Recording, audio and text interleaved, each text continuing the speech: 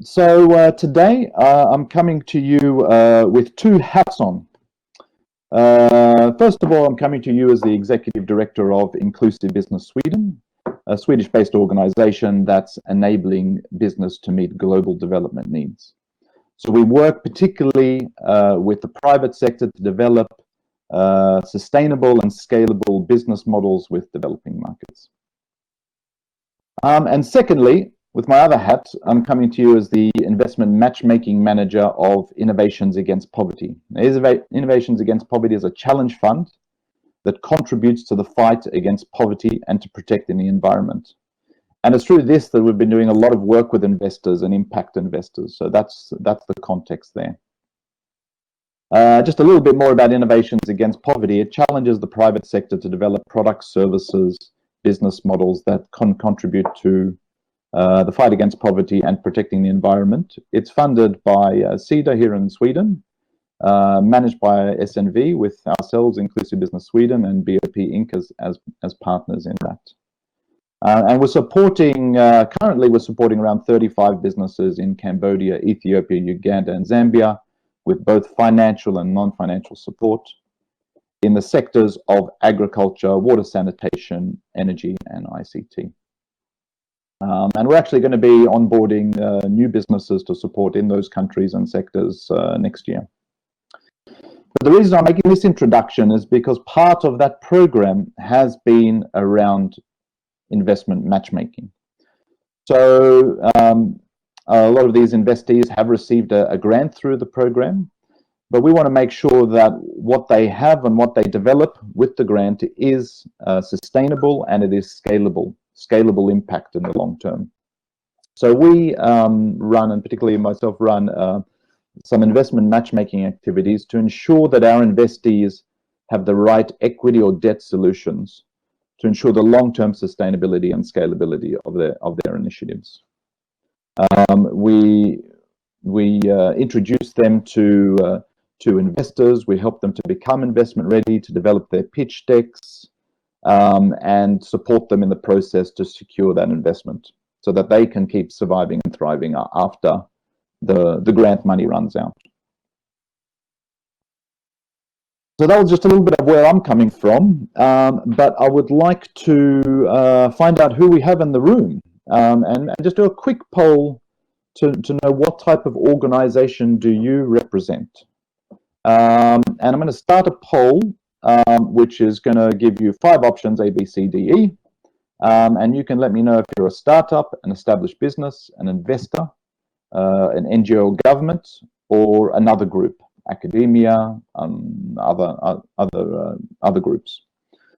So I will start the poll. And if everyone can just answer A, B, C, D, E, would be good to know.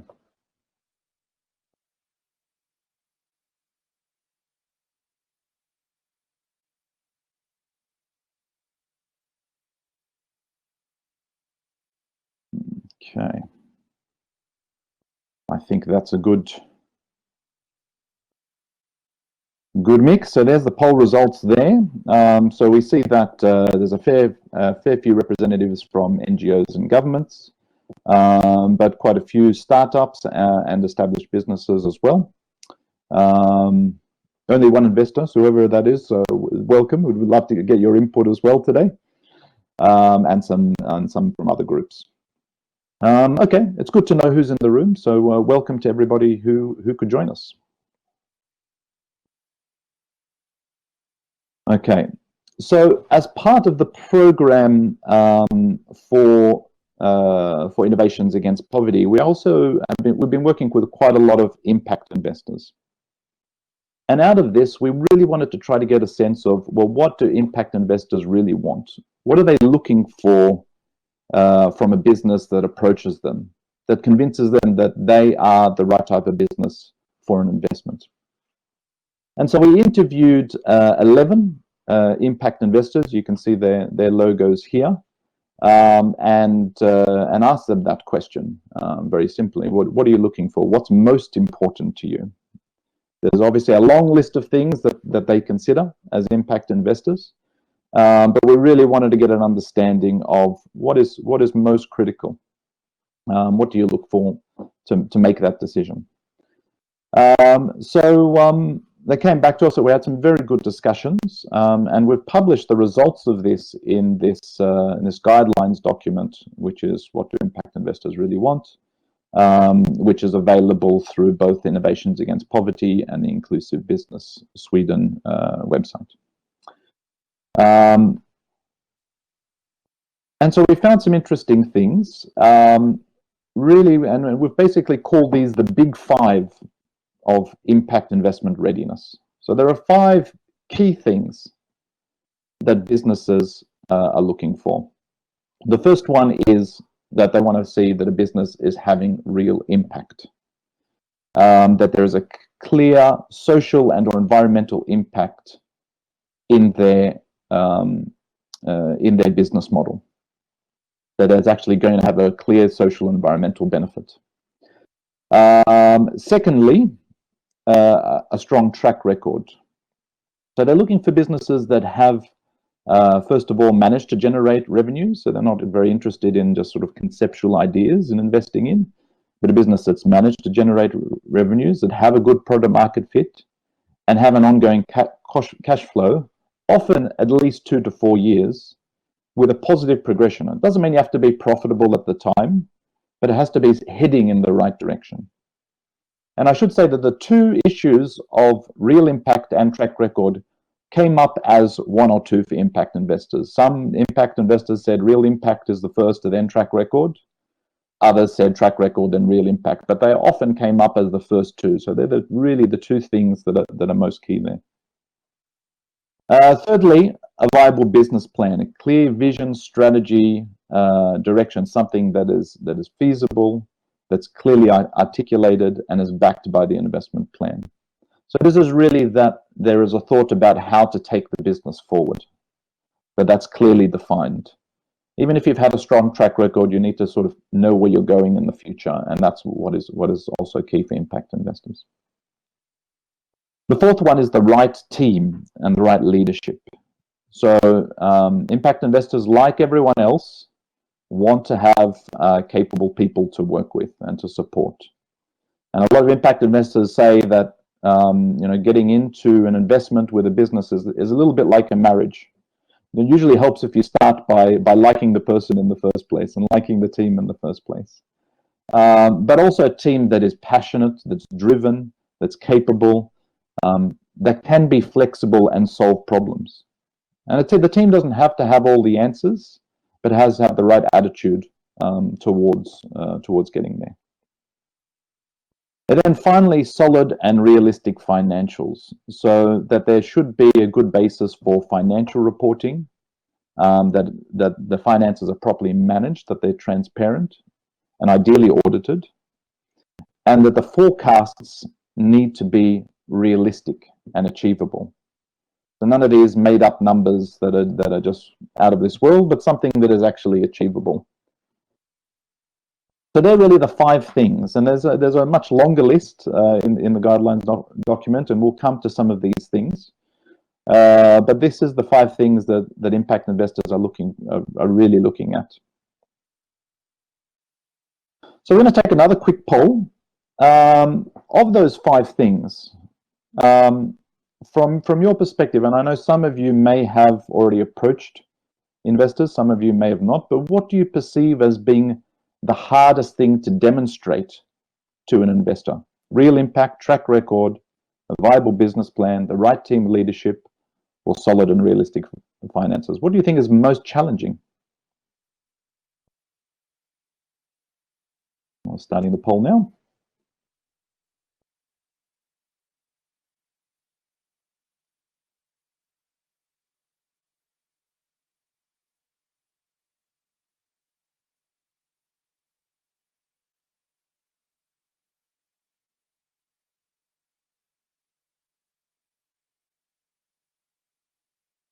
Okay, let's publish these results. So real impact. Most out there see real impact as the greatest challenge, and then a solid track record as the next one.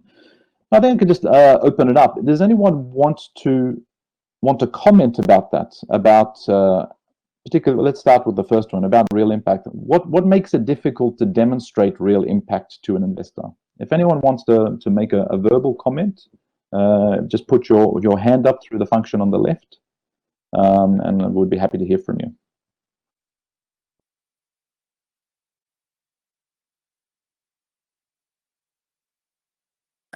Micah, also there's a chat in the chat.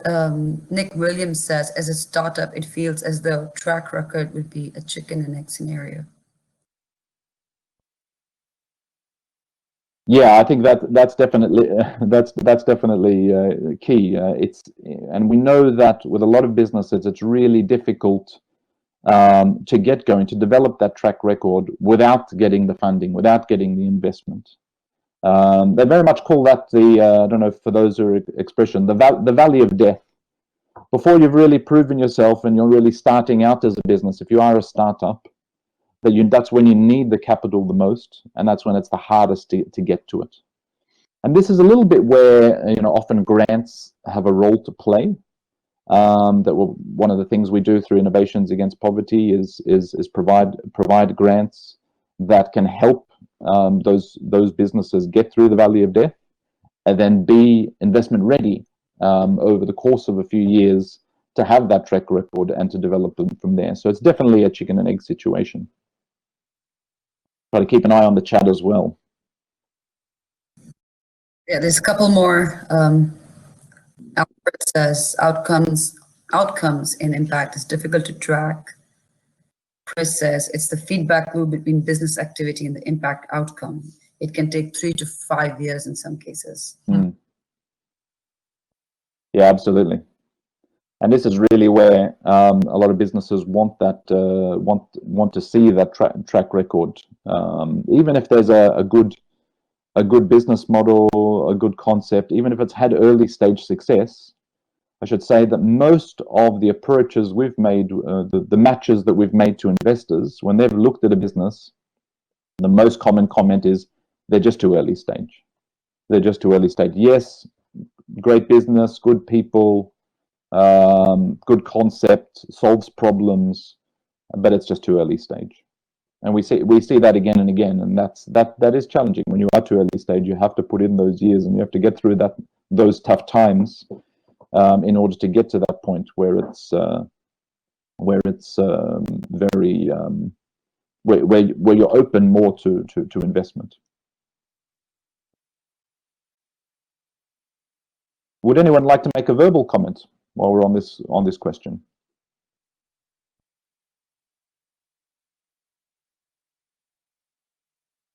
There's a couple more, Mike, in the chat. Yep. Hitesh says real impact takes time, longer time frames, 5+ years before scalable impact can be ascertained. Yes.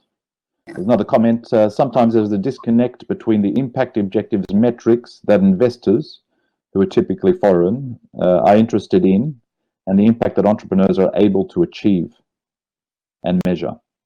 Generating power generation through gas versus investors being more interested in solar projects. I think that's another thing that we've seen. There is a whole jungle out there of impact investors, and they all have very specific mandates. They all work with specific geographies, specific sectors. Some do debt, some do equity, some do hybrid financial structures, and you can spend a lot of time approaching impact investors that actually aren't appropriate for you. So I think it's important that you do your homework and you get an understanding of, when you approach an impact investor, is it even worth approaching them? Do they focus on your country? Do they focus on your sector? Have a look at some of the other businesses in their portfolio and look if it seems like to be the type of thing that they support. So if they seem to support, as to your point, a lot of solar businesses, perhaps they'll be interested in a gas solution, but perhaps they just do solar. So that's something worth finding out. A couple other comments. Just a reminder: if anyone does want to make a verbal comment or even ask a question, you can on your name set your status to raise, and then we can unmute you from there. But a couple of other comments. Also unmute themselves, Mike. Okay. Okay. Yeah. Good. Well, would anyone like to make a verbal comment before we take the other things in the chat?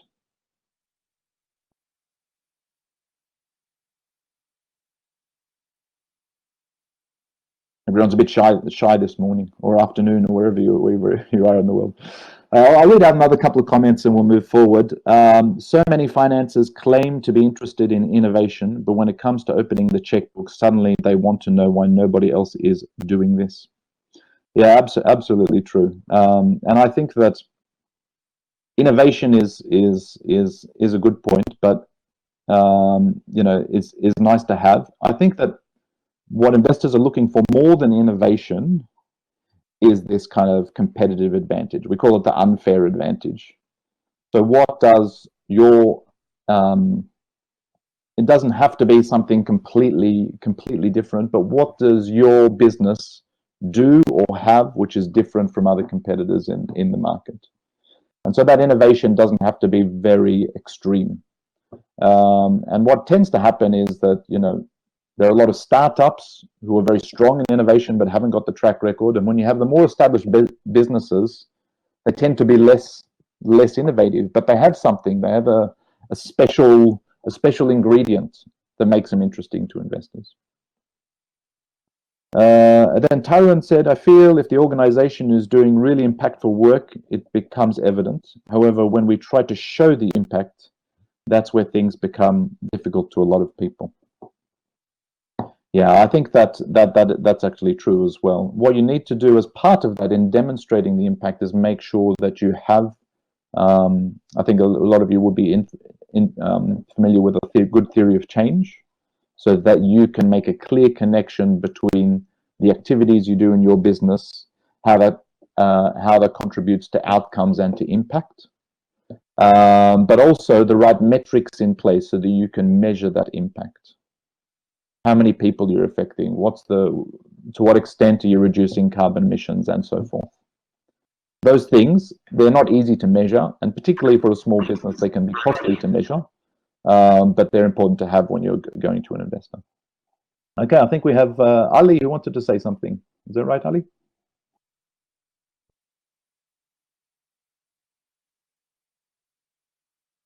No? Okay, let's move forward. There'll be more time for discussion.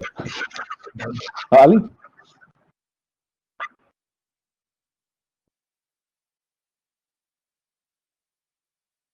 Okay, there are some other things that are important. Good governance and management control systems, demonstration of market size and potential, a solid value proposition that is highly scalable. And I think this is also the thing when it comes to innovation, it needs to be something that's solid and scalable. An understanding and experience from the sector. So this very much relates to the team and what experience the team has working with the sector and working with the market. The ability to be adaptable and manage and mitigate risks, a clear articulation of how the investment would be used. So when you're asking for a few $100,000 or euros, how are you going to use that? How are you really going to leverage that funding to help the business grow? That needs to be clear. Potential for a good return on investment. Now, I would say with impact investors, there are investors that are impact first to then return second, or return first to then impact second. And some investors will want, impact investors will want a high level of return. Some just would want a sort of a reasonable level of return. They want to see the impact more, and they're happy with a reasonable level of return and happy that a business can reinvest in itself. And then financial literacy and an understanding of investment implications and what that means for the business. And then finally, the ability of a future exit by the investor. So to what extent can they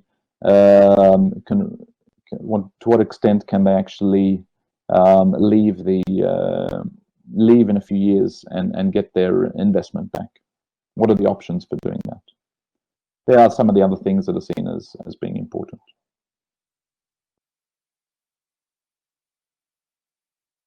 Another comment here from Namita.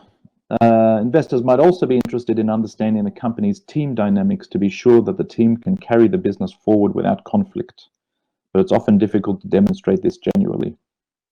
Yeah, absolutely. And I think that when you do, you know, obviously if you're managing your team, you want to have a very well-running and collaborative team. But when you do, and this is one thing we've actually seen a couple of times, where we've supported some businesses that have a very strong CEO, and that CEO can go to investors and really position the business well, but they haven't got the strength in the full team, at least the full leadership team. So then when some of the investors want to meet other members of the team, the other members are kind of not really clear, and they're not haven't got the same sort of drive and engagement with the business. So an investor will look for not just a strong CEO, but in fact a strong team, and a strong team that can work well together. Anyone else want to have a comment around that? Happy to hear some other voices.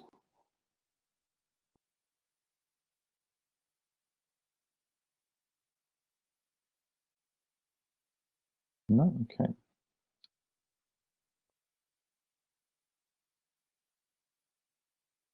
Okay. So this is where I really like to have a much more open discussion. And I've got a few questions here, and I think we can have anyone who wants to share some thoughts about this to unmute and respond to any of these questions. So, you know, what experiences have you had when approaching investors? What worked well and what didn't work at all? What do you find most challenging about approaching investors or securing investment? And what else have you learned that you would like to share with the others? So just a very open discussion. Who would like to start?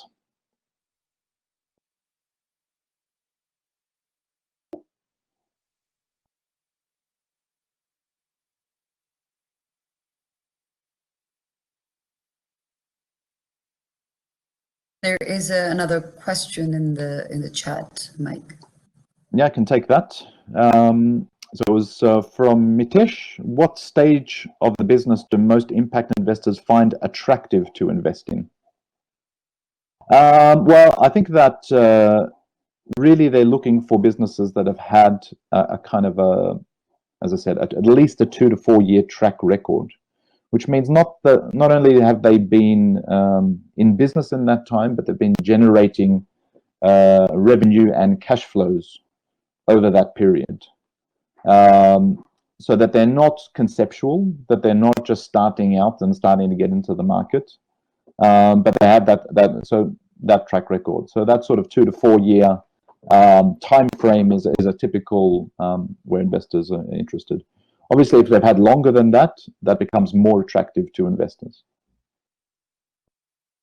Chris, you may go ahead and open your mic or video or whatever you're comfortable with. It'd be great to also have you. Hi everybody, can you hear me? Yes. Welcome, Chris. Good afternoon, good morning, good evening. Chris Blues here, calling in from Oxford, part of the Skull Centre at Oxford University. Also sit on the board of a place-based fund called City Funds in Bristol. I think one of the challenges that I face when helping ventures try and receive investment is that, you know, from outside of the camp, impact investing is an emerging space. There's lots of moving goalposts, either thematically or where they're willing to invest scale-wise. And then there's only so much you can learn off the desktop screen, right? So it becomes more relationship-based. So I think one of the challenges is, from the outside, is actually transparency of what they're after and what they're aiming for, because I find that does vary, you know, quite significantly over a relatively short period of time. So yeah, that's the challenges I face when trying to support my ventures to receive investment. Okay. Does anyone have a response on that, or would like to make a comment?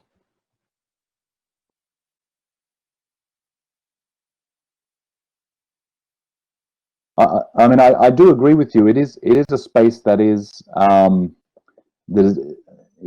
definitely in development. I mean, it's been around for a while in different forms, but there is definitely a lot of moving goalposts, as you say, in that. And I think it is difficult for a small business to actually understand what they're meant to be doing, who they're meant to be approaching, what that group, what that investor wants versus another investor. And we'll come to it in a moment, but then there's also, once you've even approached the investor and proved those 5 things and getting to the next stage, then, it doesn't end there. It's a much more lengthy process, negotiation and due diligence. There's a lot more to it, and a lot of other challenges that a business will face. And a lot of these businesses are looking for investment. They don't have a lot of resources, otherwise they probably wouldn't be looking for investment. So for them to put in the time to do this and balance that with the time of running their business is very challenging. And that's something we've found challenging over a long period as well at Innovations Against Poverty. Ayoboni, you can go ahead and unmute yourself if you'd like to contribute, please.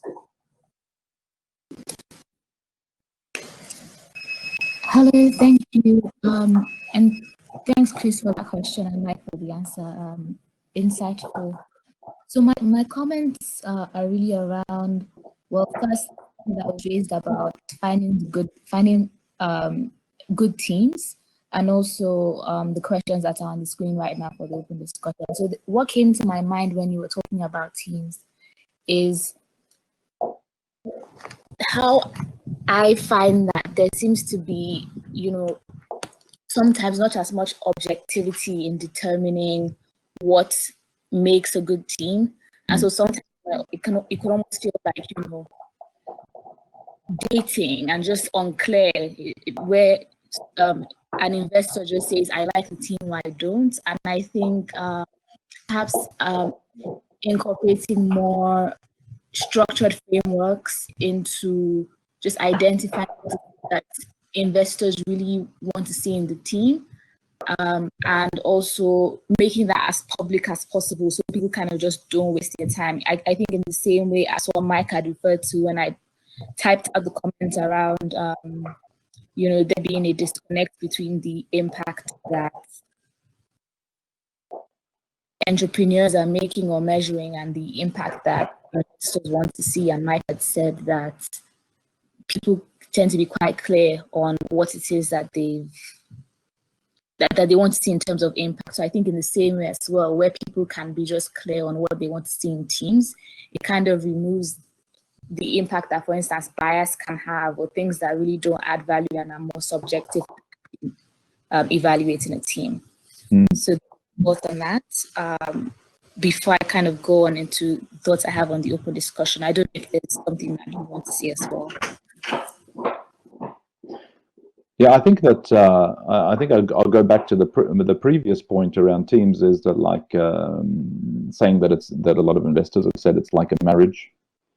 So deciding on what an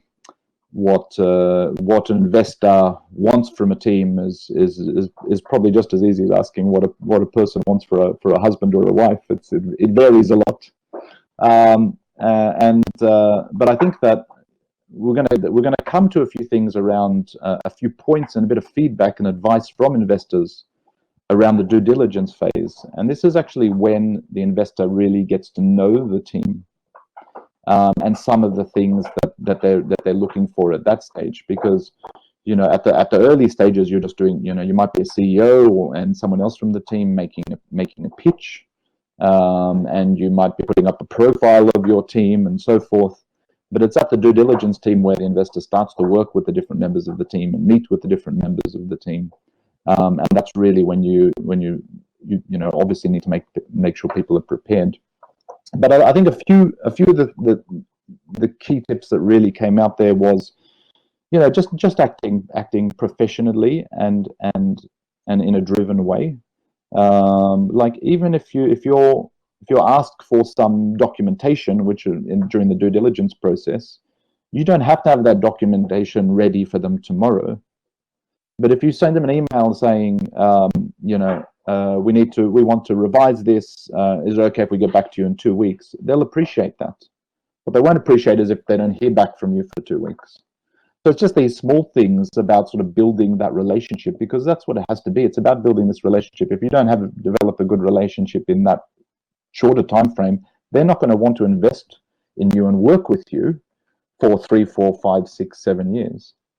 And a lot of investors in the impact investing space also work with and support the businesses.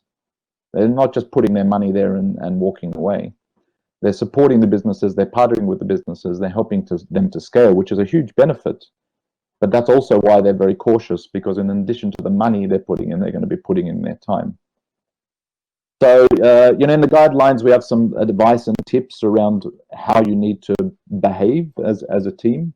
But it is difficult to sort of narrow down a specific set of guidelines, and that will vary from investor to investor.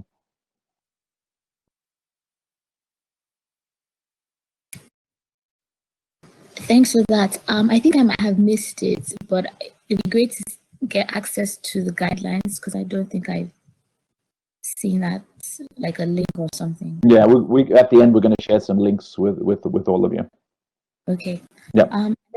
The other thing that came to my mind, which I think the guidelines help to solve actually in response to the questions on the screen, is around how sometimes investors and, you know, entrepreneurs who are seeking capital, or even funds who are raising capital to sort of, in a sort of, you know, blind pool or private equity vehicle to then further invest in investee companies. I think sometimes there's a disconnect between the language that investors are using and the language that the entrepreneurs or the whoever seeking capital uses.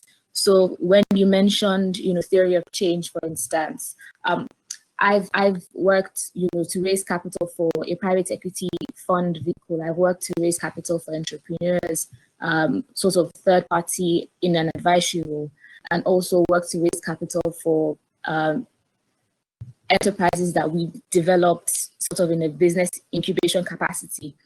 And I found that when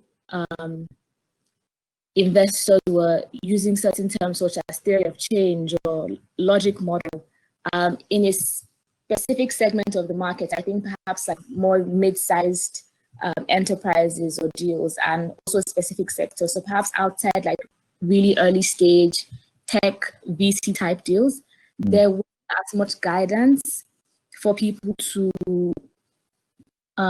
understand some of this language. I think there's at least in Nigeria, there are a lot of hubs, tech hubs. There's a lot of more non-profit or social sector support that's happening in tech VC early stage space. But I think in the mid-sized deals, maybe more like what people might call SMEs or MSMEs, that guidance isn't as present. And enough, the disconnect comes from just people hearing a question, like a question around a theory of change, and not actually understanding that there is a way of presenting a response on that.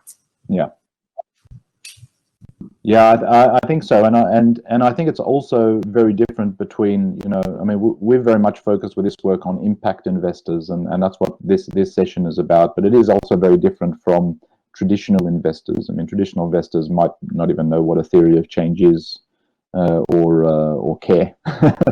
You know, so what we're looking at here is for impact investors, and it does vary. The expectations about and the level of detail about what an investor will look for. There are different guidelines about how to develop a theory of change and different standards and so forth. It's probably a topic of another discussion. But yeah, I think understanding that is important, and it's not really. It sounds like, I think the terminology theory of change sounds a little bit like hypothetical, but it's not really rocket science when you actually do it the first time. So it is something that you can learn about and you can do pretty well. And I think an investor will sort of appreciate the effort if you do your best and maybe help you work with your theory of change as well, which a lot of investors are willing to do. I hope that answered your question, or at least gave a comment to it. Yes, definitely. Over time, I've also gotten to appreciate and understand some of these principles and applied them in conversations with investors. I found that it's helped. So from my perspective, I think it was kind of more a point around sharing what I've learned, might be helpful for other people. We've got a comment here from Mark. The most challenging problem when approaching investors is to know before any meeting that the investor actually understands the technology. So often they claim to understand it, but then ask questions, making it clear they don't. Yeah, I think that is important. I mean, I think that a lot of investors, they need to get an understanding of the technology, but really they're looking more at I think more at the total business model. Some investors will want to understand the technology more. Some of it will take it a little bit more for face value. But I think helping them understand not just the technology, but how it's better than anything else out there is actually key. I don't know, Mark, if you wanted to add any other comments to that, or from your, maybe it's an experience that you've had specifically around this when you've approached investors. Is that something you'd like to comment on, Mark?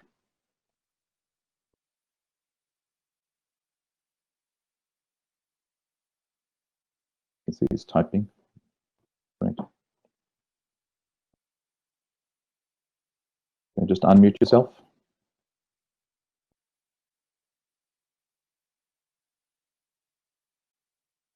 Excuse me. Hi. Can you hear me okay? It's a little bit quiet, but yeah, if you can speak up. Yeah, the problem we have is actually, you highlighted it yourself, because what we do is just a small tweak, if you like, to existing technology. We're not doing anything truly groundbreaking. We're just doing something which is extremely useful. And we've spoken to any number of funders, investors, VCs, angels, and we waste so much time because we go to make a meeting, both parties think they want to meet, and then you get there and they truly don't understand the technology, whether they are as an excuse saying actually thanks, we don't like this, or whether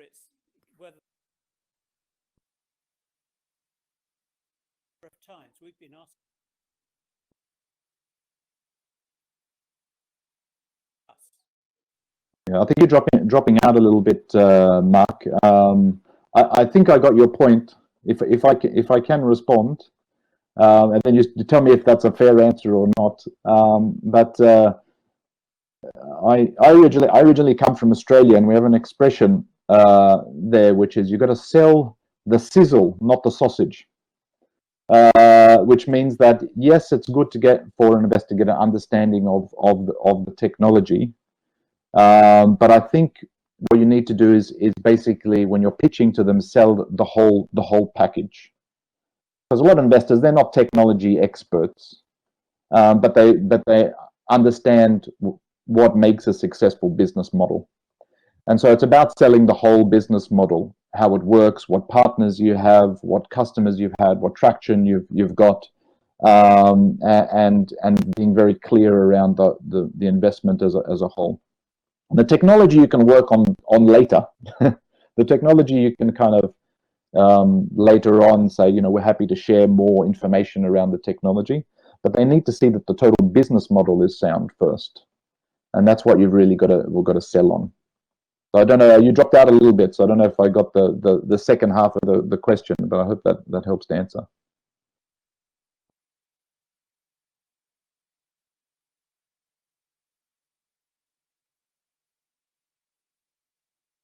Sort of. Okay. Well, I sort of heard you, so we might leave it at that. I just want to take a couple more comments before we move on to the last couple of slides. So we have Ali from Deaf Talk, which is a digital sign language interpretation service working for the empowerment of deaf community across the globe. My question: most of the impact investors are on some specific domains like health tech, ed tech, but how can we find an investor who are investing in human rights?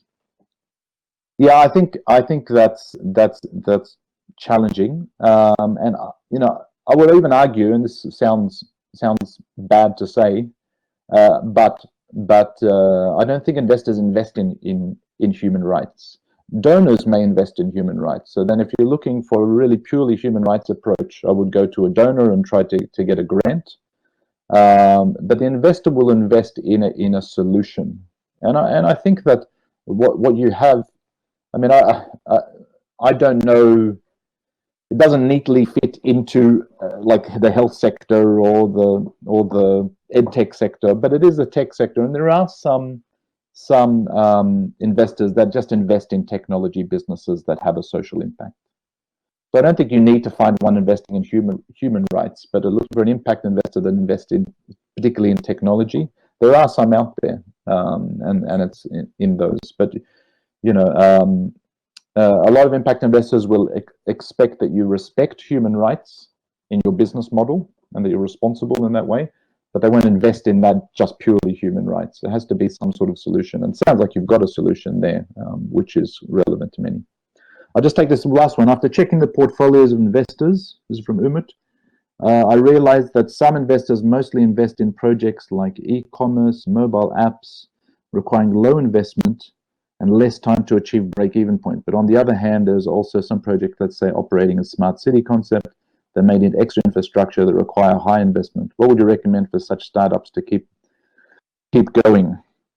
Yeah, that is really challenging. I mean, there is a movement for a lot of investors towards both impact investors and non-impact investors to tech companies, and you know, apps is kind of a low cost, high potential return and impact, and you know, for them to put an investment into a larger, you know, to put a larger investment into a business which is going to have a longer term return is challenging. But I would say what you need to do is really go back to this traction and demonstrate your business model at the small scale. Not only that it is functional and has impact, but you could actually recuperate the return. And if you can really do that in a good way, I think there's potential to go to impact investors and get that impact. Just got a couple of slides left, so we'll just move on as time is ticking.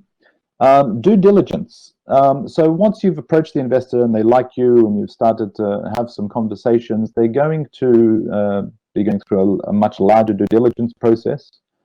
And these are some of the things I referred to before. There's just a few comments that I captured from the interviews with impact investors about the type of things that they're looking for. You know, I won't go through all of these points, but you can have a look yourselves, and they are in the guidelines. So about getting married, about being prepared, getting the team ready, focusing on your track record.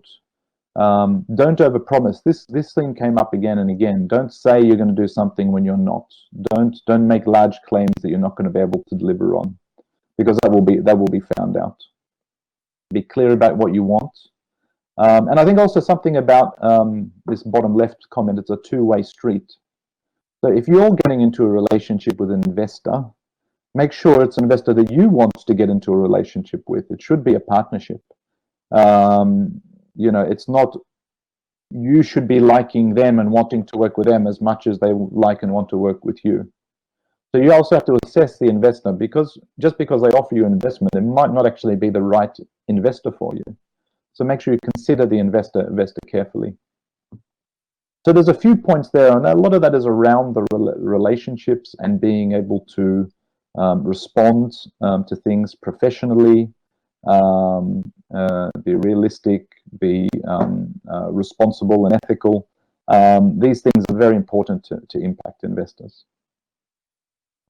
Can I just open it up for anyone that might have any comments or questions about that?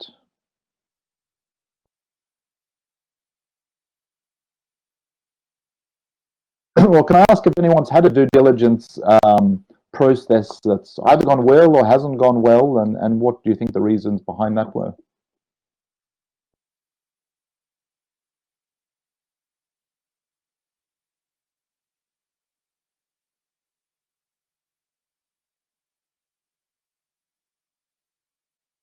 No?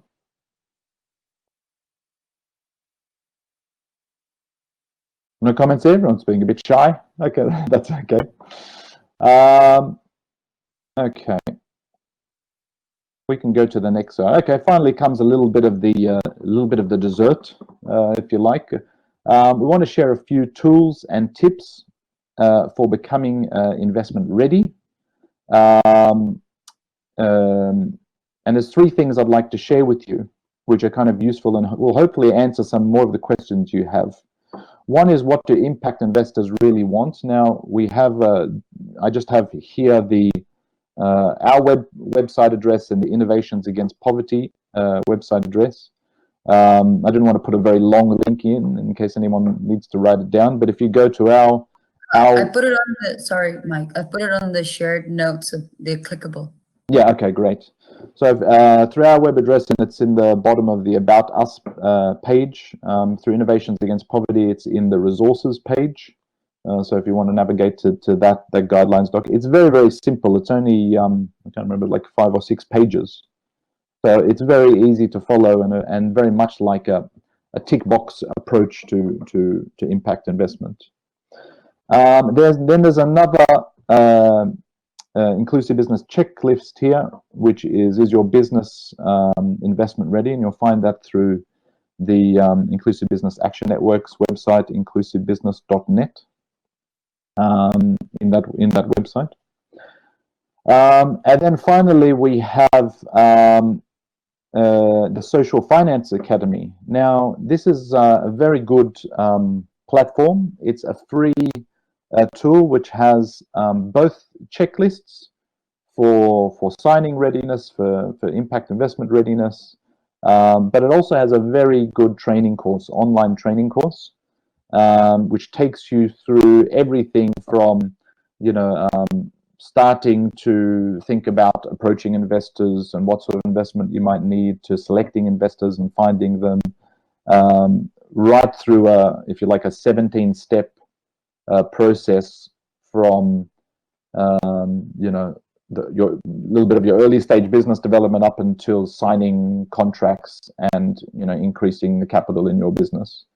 It's a very good course, a lot of videos, very clear, and you can sort of navigate them the right way. So I'd really recommend that if you want to learn more about how to become investment ready, and how to approach investors. So there's three sources of information there which are quite useful.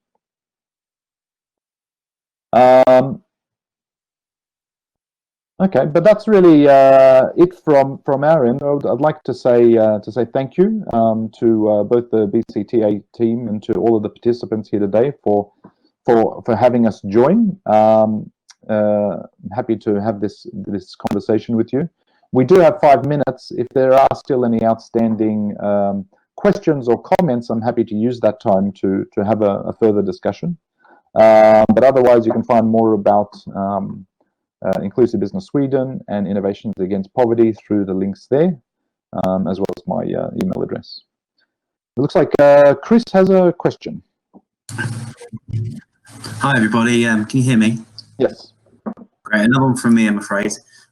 It's more about, so part of my role is to help early stage startups. And I was wondering, in your wider experience, whether investors are interested in getting involved earlier on, to help ventures overcome the pioneer gap, or to help them bolster their kind of pipeline. So from my brief experience, I haven't seen much activity in this, but I'm keen to get your understanding whether that's the same across the board, and whether you're seeing innovators actually help ventures bridge the pioneer gap. Yeah, so that's my question. Yeah. I think that's really, it's actually good you bring that up. So for Innovations Against Poverty, we have, we've had one round, we've been running running this program since 2016. We've had businesses in the portfolio since 2017. And it's just really been over the last couple of years that we've been trying to introduce them after they've had some time to develop, to introduce them to investors and so forth. And we realized that there is a lot of benefit in trying to connect investors and businesses at an earlier stage. So we've now developed something for the next round of Innovations Against Poverty called the Strategic Investment Partners Network, which I think we have about 10 or 11 impact investors that are now going to be mentoring 2 to 3 businesses each in this next portfolio. And the idea is that at an early stage, we'll match them so that they're aligned in terms of their sector and geography and so forth, and then get them to work together and to support them in a very sort of soft way, you know, just like a sort of a day a month type thing. But so that relationship is built at an early stage. And so that when we start with the new portfolio, that there will be this relationship built with the aim, and without any promises, but with the aim that by the end, that it can lead to an investment. So we're recognizing that there is value from building these relationships earlier on, even before they're ready for investment, so that those businesses know what do they need to become investment ready, and so that relationship and trust can be built between the investor and the investee. So thank you for asking that question.